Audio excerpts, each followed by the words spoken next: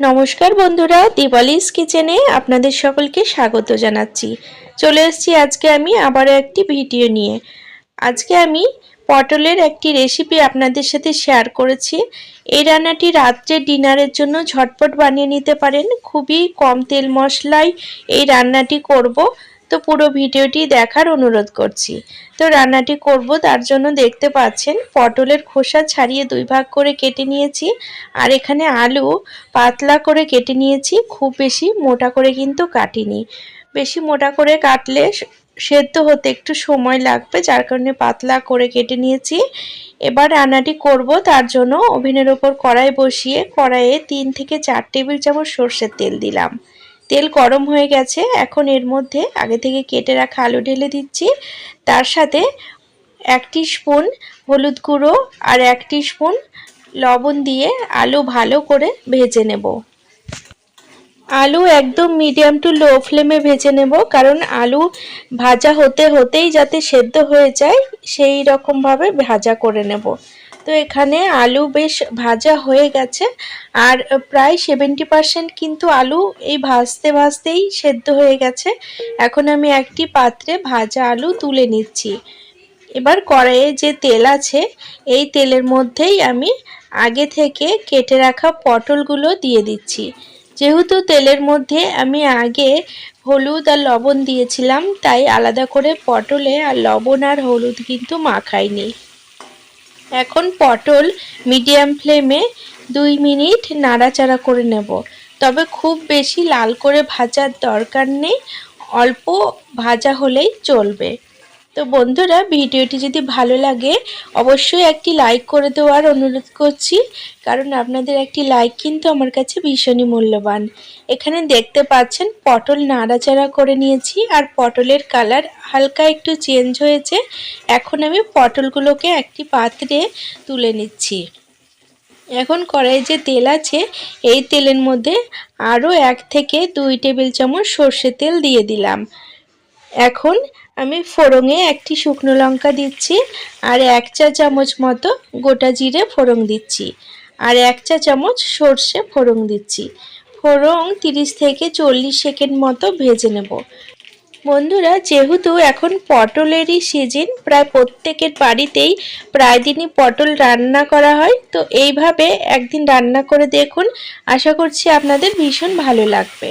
তো ফোড়ন ভাজা হয়ে গেছে, এখন আমি এর মধ্যে একটি থেতো করে রাখা পেঁয়াজ দিয়ে দিচ্ছি। তো পেঁয়াজ দেখতে পাচ্ছেন হালকা ভাজা হয়ে গেছে। এখন এর মধ্যে 2 টেবিল চামচ আদা আর রসুনের পেস্ট দিয়ে দিচ্ছি, সাথে একটি টমেটো বাটাও দিয়ে দিচ্ছি। এখন এই কাঁচা মশলা মিডিয়াম টু লো ফ্লেমে 2 মিনিট ভেজে নেব। এখন আমি এর মধ্যে 1 চা চামচ জিরে গুঁড়ো, 1 চা চামচ কাশ্মীরি লঙ্কা গুঁড়ো আর 1 চা চামচ হলুদ আর স্বাদ মতো লবণ দিয়ে দিচ্ছি। এখন এই সমস্ত উপকরণ একসাথে ভালো করে আবারও কষিয়ে নেব। যেহেতু কাঁচা মশলা দিয়েছি তার জন্য মশলা কিন্তু খুব ভালো করে কষাতে হবে, না হলে কিন্তু তরকারিতে কাঁচা গন্ধ আসতে পারে। 3 মিনিট মিডিয়াম টু লো ফ্লেমে মশলা কষিয়ে নেওয়ার পরে এর মধ্যে 1 স্পুন চিনি দিয়ে দিচ্ছি, আর 3 থেকে 4টি চেরা কাঁচা লঙ্কা দিয়ে দিচ্ছি। এবার আবারও 2 মিনিট মশলা কষিয়ে নেব। মশলা দেখতে পাচ্ছেন কষানো হয়ে গেছে, মশলা থেকে কিন্তু তেল ছেড়ে দিয়েছে। এখন আমি আগে থেকে ভেজে রাখা পটল আর আলুগুলো মশলার মধ্যে ঢেলে দিচ্ছি। এখন সমস্ত উপকরণ 2 থেকে 3 মিনিট নাড়াচাড়া করে নেব। বন্ধুরা, এই রান্নার ভিডিওটি আপনাদের যদি ভালো লাগে তাহলে আমার সাথে থাকার জন্য চ্যানেল সাবস্ক্রাইব করে বেল নোটিফিকেশনটা অবশ্যই অন করে রাখবেন, তাতে আমি আগামী দিনে যখনই নতুন কোনো ভিডিওর আপলোড দেব তার নোটিফিকেশান আপনারা সকলের প্রথমে পেয়ে যাবেন, আর ভিডিওগুলো কিন্তু আপনারা আপনাদের সময় সুযোগ বুঝে দেখে নিতে পারবেন। তো বন্ধুরা, এখানে পটল আর আলু মশলার সাথে 2-3 মিনিট নাড়াচাড়া করে নেওয়ার পরে 1 বাটি জল ঢেলে দিলাম। ঝোলের পরিমাণ খুব বেশি করব না, যার জন্য জল অল্প দিয়েছি। আপনারা কতটা ঝোল করবেন সেই আন্দাজ বুঝে জলটা দেবেন। তো ঝোল ফুটতে শুরু করেছে, এখন ঢাকা লাগিয়ে 3 মিনিট হতে দেব। তো 3 মিনিট পর ঢাকা তুলে নিচ্ছি আর দেখে নেব আলুগুলো সেদ্ধ হয়ে গেছে কিনা।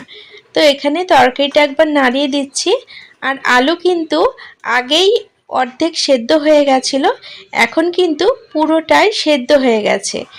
এবার কিন্তু আমি এই তরকারির মধ্যে ওপর থেকে 1 চামচ গরম মশলা গুঁড়ো ছড়িয়ে দিচ্ছি, আর 1 টেবিল চামচ কিন্তু দেশি ঘি দিয়ে দিচ্ছি।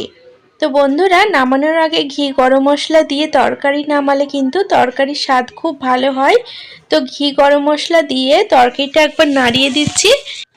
এবার ওভেন বন্ধ করে দিয়ে ঢাকা লাগিয়ে 2 মিনিট রেখে দেব।